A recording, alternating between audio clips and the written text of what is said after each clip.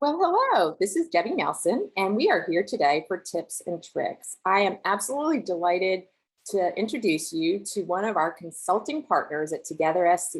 Today, we are going to have the opportunity to meet Anne Manner-McLarty, and she is the founder and president of Heurista. Welcome, Anne. Why, thank you, Debbie. Heurista is Asheville-based, but we have quite a few clients in South Carolina. We began focusing on donor recognition specifically, and then soon found that organizations, in my opinion, were spending more on donor recognition than they should be without understanding how it fit into the whole donor relations picture.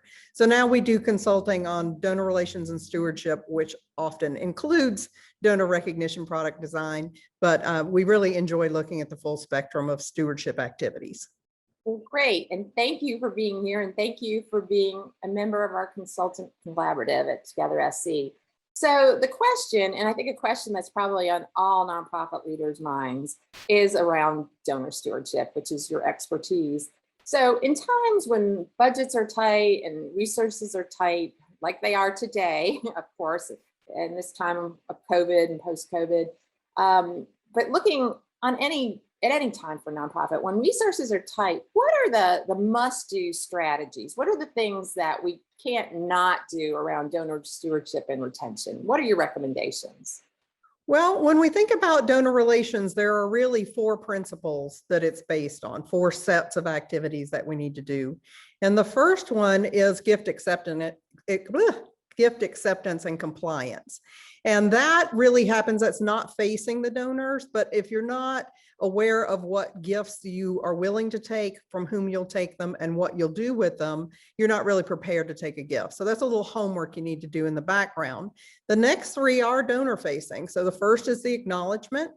Then the second would be recognition, and the third is reporting. And I usually approach those in like a priority order. Get your homework, housekeeping work behind you. That's a good thing. Then focus first, if you can do nothing else, on the quality of that acknowledgement. A few years back, it was all, you've got to get this out in 2 days or the world's going to come to an end. With COVID, there were months that it took people 2 and 3 months to get them out because literally they were unable to go to the office, process the checks. And what we found was if you put the extra energy into what was in the acknowledgement, you could more than make up for that 2 days. And so what's possible with an acknowledgement has really expanded in the last 18 months or so. They can be much more creative. You should think of that as the first communication that you have with a donor post-gift. And it happens every gift, and it's the primary opportunity to build trust with that donor. So you want it to be genuine. You want it to be current. You want to have some information about what the organization's doing, even if that information seems a little limited, given current circumstances. Be honest with your donors because you want them to continue to support you for the work that you are or will be doing. You want to prove that you know who they are, so make sure you get their names correct, acknowledge them, as personally as possible, the amount they've given, so you know what they did, and then whenever possible, encourage them further by recognizing why they did it. Now, you may not understand some story about their family, but you usually know if they gave connected to a special appeal, or if they gave connected to a subcategory of your mission.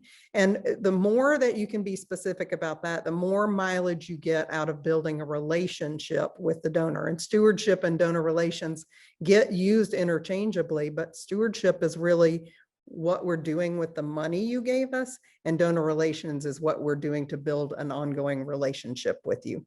So acknowledgements are way more important than we give them credit for. Wow, well, thank you. That is really helpful for me because I know I try to get those notes out right away, but what you're sharing is that we do have a little bit of time, and then we should be very thoughtful about how we direct that acknowledgement and make it very personal. So I think that's great information. We appreciate your time today, Anne, and we look forward to having you more engaged with Together SC as we go forward. And we know that some of our listeners will want to reach out to you. We will share your contact information, and we look forward to visiting with you again. So thank you for being here, Anne, and everyone have a great day.